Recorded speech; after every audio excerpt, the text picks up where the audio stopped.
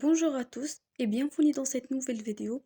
Dans ce vidéo, on va traiter le TP numéro 8 qui est la régulation industrielle. On commence par l'objectif de ce TP qui est l'initiation au logiciel MATLAB Simulink en simulant les réponses indicielles et fréquentielles du système du premier et du deuxième ordre en boucle ouverte et en boucle fermée.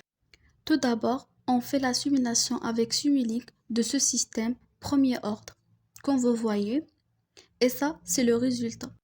Et on peut déterminer graphiquement le gain statique, la constante de temps et le temps de réponse. Pour la réponse fréquentielle, on a deux diagrammes. On va commencer par le diagramme de Bott. On fait cette commande pour ce diagramme. Et ça, c'est le résultat. D'après ce diagramme, on peut déterminer graphiquement la pulsation de coupure oméga 0, le gain et la phase. Maintenant, on va passer au diagramme de Nyquist qui utilise cette commande affichée sur l'écran. Et ça, c'est le résultat. Le résultat de la simulation nous donne une tangente verticale pour oméga est égal à 0, une tangente verticale pour oméga est égal à l'infini et une tangente horizontale. Maintenant, on va passer à la simulation du système du deuxième ordre sans correction. On va commencer par une étude préliminaire pour déterminer le gain statique, la pulsation propre, le facteur d'amortissement, le régime du système et le premier dépassement.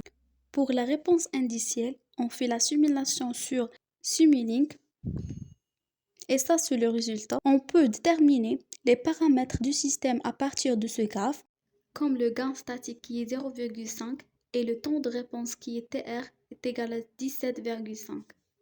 Maintenant, on va passer à la simulation de boucle avec correction. On commence par une étude préliminaire pour déterminer le gain statique, la pulsation propre et le facteur d'amortissement. Donc, on va suivre la variation de K, oméga et Z à l'aide du MATLAB. Et ça, c'est le résultat sur MATLAB.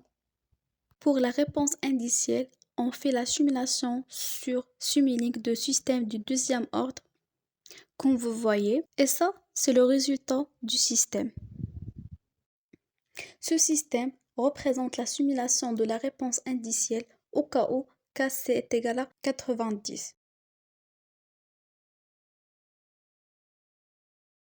Et ça, c'est le résultat du système.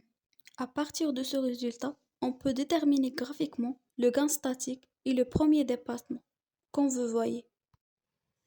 Merci pour votre attention.